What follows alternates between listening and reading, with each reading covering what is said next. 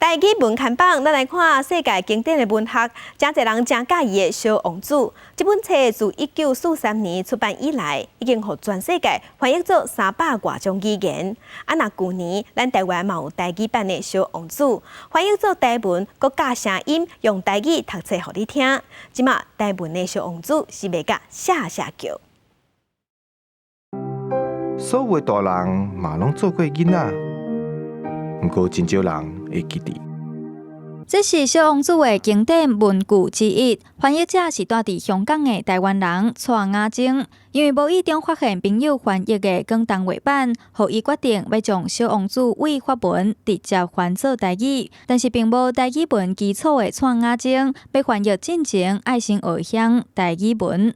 我感觉上困难的，就是唔知安怎讲，啊无就是讲知安怎讲，唔知安怎写，这就是主要就是这两个感觉较上困难的所在。为学习台文开始到翻译完成，蔡雅晶用2年的时间，后续出版社嘛用年外的时间修订。众人合作完成的台语版《小王子》到今已经第4刷，卖出这么好的成绩，其实嘛代表台语文的阅读环境愈来愈好。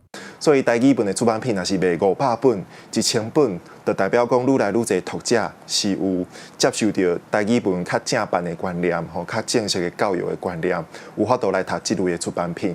若是读者愈来愈侪，就代表讲台语文的环境实际上是愈来愈好，愈来愈侪人有完整的台语文的能力，会当来阅读传承咱的母语，这是一件最好的代志。语言唔但爱讲，嘛爱会当写。蔡雅晶希望这本册会当做一个示范，互大家熟悉台文的水。我当然是希望讲这本册会当起到一个敢若示范的作用，就是算讲会使鼓励真侪人。其实台语唔是会使讲尔，嘛是会使写，嘛是会使写真优美的物件。会当用一个语言翻译甲创作，除了是认同语言的价值，嘛定义互语言新的生命。蔡雅晶嘛讲到，每一种语言拢有家己特有的民间智慧、历史典故甲文化传承。除了生活中爱讲，嘛爱靠文字记录，才会当真正的保存。记者杨淑晴、张玉水采访报道。